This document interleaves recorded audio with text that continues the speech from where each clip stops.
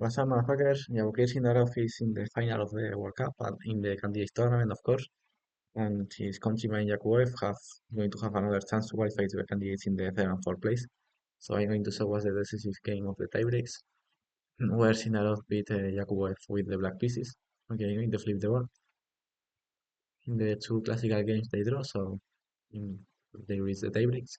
Okay, Yakuyev open with d4, d5 by Sindarov, c4, e6, knight f3, knight f6, knight c3 and c6, that the semi-Slav defense. Now here white have two main moves, e3 or bishop d5, who was employed in the game. Knight b7 have black, here have many moves. a6 is a possibility, can reach this type of position, or that's another way to play. This position are so difficult, of course. D takes c4, that's the winning variation, very interesting too. e4, b5, e5, h6, bishop here, takes. Now what black can play or knight d7 or bishop e7. So that is so interesting. But okay, knight d7 is a main move. She takes, he takes. Now reaching a carved structure, but with the knight on f3, e3, h6, and here the main move was bishop h4. That's the best move, maintaining the pin over the knight. He go with bishop f4, who is I don't really like, because with knight h5, I think that blacks managed to equal the game. Bishop e5, knight takes e5, d takes, and now g6. Good move, because the knight is misplaced on h5, so we want to just improve the knight via g7, e6, or g7, f5. So g6 is a good move to just to gain with the knight to the right. g5 is another possibility, or bishop c5. But okay, g6 is a good move. Bishop e2. Here, bishop c5 was slightly stronger, but okay, he goes with bishop e4, sword castle, queen e7. a3 here was the best, forcing black to beat the bishop pair, bishop takes, b takes, and finally coming with the knight to e7, h3, and sword castle. Here the position is more or less equal. Instead of that, then Jakubejo with queen d2. It's normal, of course, knight g7, a3. The idea is that if now you can take here, maybe I can take with the pawn followed by c4. No, but I suppose that here his idea is just take with the queen. But I don't really like so much queen d4, because okay, after knight d7 3, bishop d5 is win a tempo against the queen. Queen d2, bishop d4, good move. Knight a4. Now, very good move. Bishop b6, because okay, you say okay, white wants to take the black bishop, and black cannot defend the bishop because he have no squares to put the bishop and defend it. But he put the bishop on b6 to say, okay, you want to trade my bishop, okay, trade it, but you are going to improve my pawn structure. So it's not the same to trade the bishop on c5, who the pawn structure doesn't change, than have the bishop on b6, where the pawn structure changes in black favor. So now black opened his a5 for the rook. He takes b6, very good move. Okay, queen b4 here was another possibility by white. But okay, knight b6 is fine. The queen finally returns to d4, attacking the bishop. Now takes, and b5, important move, securing the a4 square for the rook and winning space in the queen side. Now, let's see that white have a pawn majority in the king side.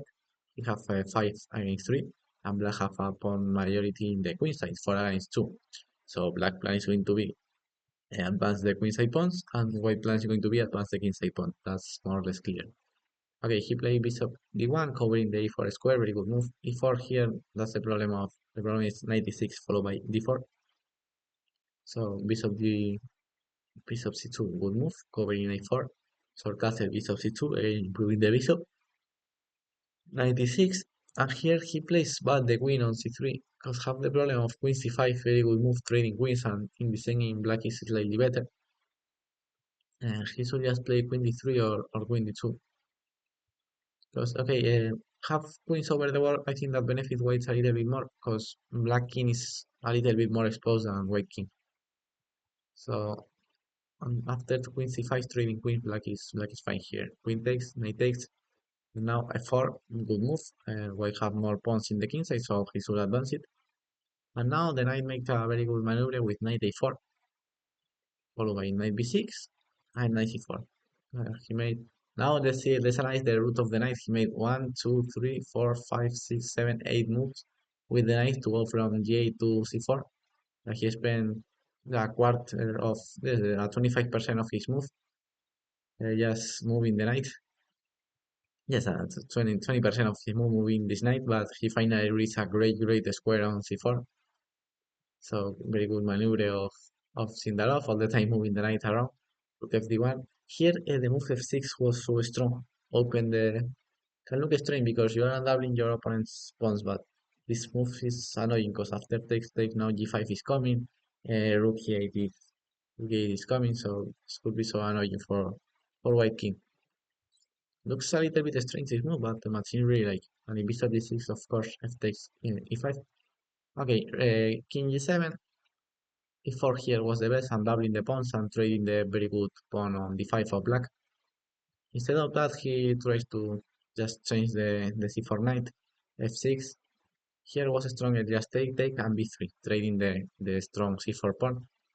b3 is a recurrent move that we're going to see many times in the game. It takes, rook takes, okay, but this is playable too, bishop takes, but again, here b3 was the correct move, trying to trade this strong c4 pawn.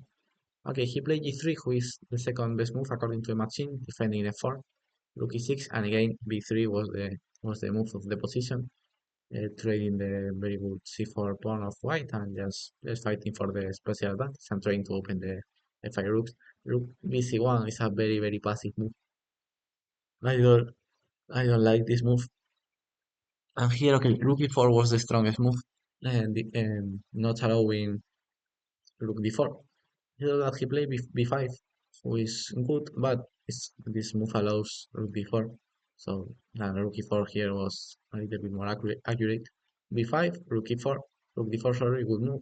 Rook a8, but okay, black is still having so much pressure. Now he improved the king, and now he moved the. I'm not going to say the incorrect pawn, but the problem of h5 is that now white finally played b3, breaking a little bit the white great pawn structure. g5, f takes, king takes, and black breaks the good white pawn structure in the king side too.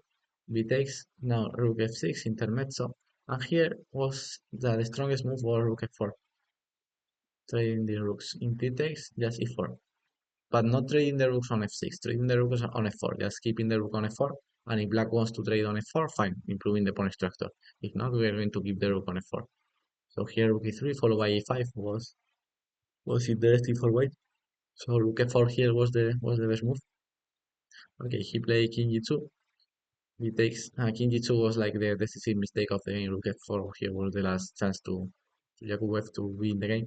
After the takes a4, and here very important move rook a8, activating so much the rook. Now black have a decisive advantage. Because it's just that the okay. Let's analyze why this black is winning. First, he has this so active rook in the 7th rank, and the rook is other fuck. Ah, yes, I'm touching the okay. The rook is active too. The black king is so passive. The white black have the white king is so passive. Black have the king in the 4th rank and white have the king in the 3rd rank. And these pawns are going to be unstoppable. Two pawns, yes, close together. I don't know how to say it. In adjacent files in C and B are yes so powerful. So now the rest was more easy. Now rook b2, very accurate move, defending b5. Rook d5, king d6. Rook c1, now rook c6, just to preparing to push the pawns, and now c3 and c2, followed by rook b1, and here Yakubev just resigned. So, and in the following game, well, the next game of the tiebreak, Yakubev needs to win with black, and he play a Jerez Sicilian. Yes, in the 7 Indian system, and was interesting, and because Yakubev and Sindarov reached a great position, but Yakubev sacrificed exchange and the game turned so complicated, but finally Sindarov managed to draw the game and qualify to the candidates and to the final of the World Cup. So congratulations to Sindarov and Wenji, who is the other guy who is in the final. I made a video analyzing the game of Wenji against Sipenko, and Sipenko and Yakubev are going to face each other in the third and fourth place to a spot in the candidates. So let's see how qualifies to the candidates and who won the World Cup. Bye bye, motherfuckers.